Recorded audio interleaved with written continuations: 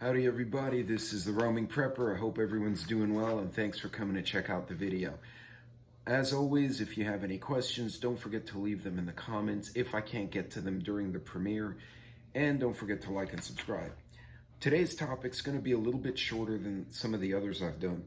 I'm holding in my hands a release from the State Department regarding worldwide caution for American citizens and their allies, so pretty much all of NATO. Why did they issue this? I'll be right back and we're going to talk more about it.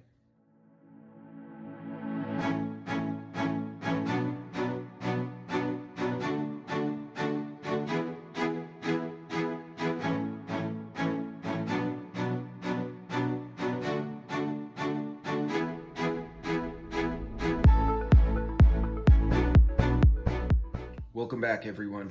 Thanks for coming to check out the video. And as always, don't forget to like and subscribe. So the U.S. Diplomatic Security Bureau has issued, from the State Department, has issued a worldwide caution to all American travelers and many of our allies. The worldwide caution provides U.S. citizens with general information regarding terrorist activities, political violence, and criminal activities that occur abroad, according to the dispatch. This version replaces the worldwide caution dated January 15th, 2019, which I believe was the last time we got into it overseas. The Department of State remains concerned about the continued threat of terror attacks, demonstrations, and other violent actions taken against U.S. citizens and interests overseas. They also mention our allies. The Department of State believes there's a higher potential for anti-American violence given the death of Ayman al-Zawahiri. Now, for those of you unfamiliar, al-Zawahiri was Osama bin Laden's number 2.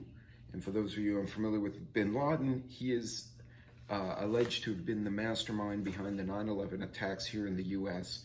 That destroyed the World Trade Center and damaged the Pentagon. They mention as terror attacks, political violence, and other activities take place without warning, U.S. citizens are strongly encouraged to remain on a high level of vigilance and practice good situational awareness, something my channel and a lot of other channels preach constantly, especially when traveling abroad. They also provide an emergency number. In an emergency, please contact the nearest U.S. Embassy or Consulate at 1-888-407-4747. I'll give you the number again for those of you who may not have written it down. 1-888-407-4747 in the United States or Canada. If you're overseas, other than the U.S. and Canada, and need to call the nearest embassy, the number is 1-202-501-4444.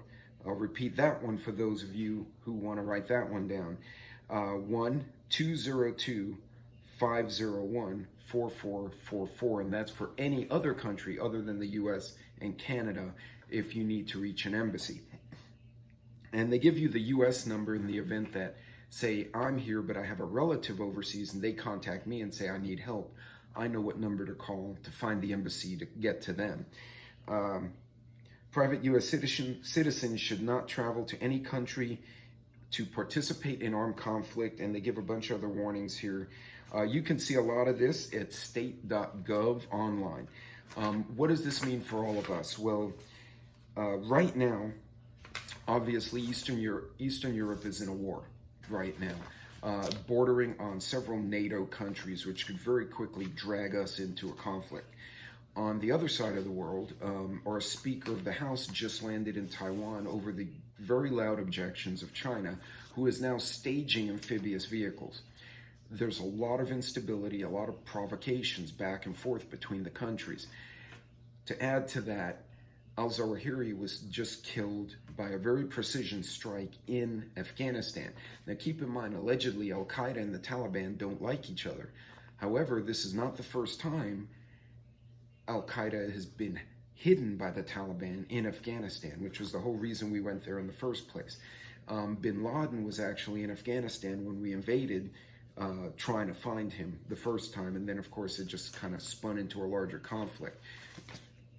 If you're traveling overseas, there are a few things you can do to make sure that you're not at risk or you minimize your risk. One, check the State Department and then check with the local embassy. You can actually call the local embassies. For instance, if I'm going to Argentina or I'm going to Europe for some reason, I can call the embassy in the country I'm going to and ask to speak to either the site security officer or the public affairs officer. I've done this before, and they can give me a rundown of what I need to know in the country, things I need to be aware of. For instance, if you're in Argentina, there's a car service called a remiss, R-E-M-I-S-S, that you pay a little extra for, but it's a car service, and it's like a baby limo, and they sign you in these old cars and they drive you around. The checkered cabs, half of them are not legitimate, and they will steal your luggage. I didn't know this, but I found out because I called the local site security officer. Do things like that. As I've said before, do your homework.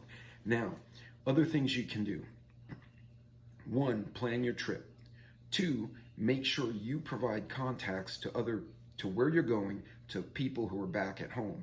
Give them the number and name of your hotel, the number and name of the airline, when you expect to land, when you expect to arrive at the hotel, so somebody can check in with you. I'd also recommend you set up some kind of check-in system, either with your company, your coworkers, or with your family, so they know that you're okay and you've checked in. And if you have an agreement, hey, I'll text you at lunch and I'll call you at dinner, and they don't hear from you for a day and a half, something may have happened, and they can start making phone calls themselves. Now, when you're traveling, especially if you're going overseas, make sure you have extra cash in your pocket. Don't keep everything in your wallet. Definitely don't put anything of great value in your checked luggage, because you never know, it could get lost or get stolen.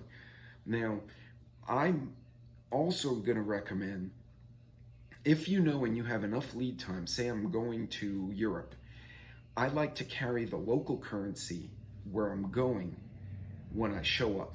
When you trade money in the airport, you're doing two things. One, you're getting screwed on the interest rate.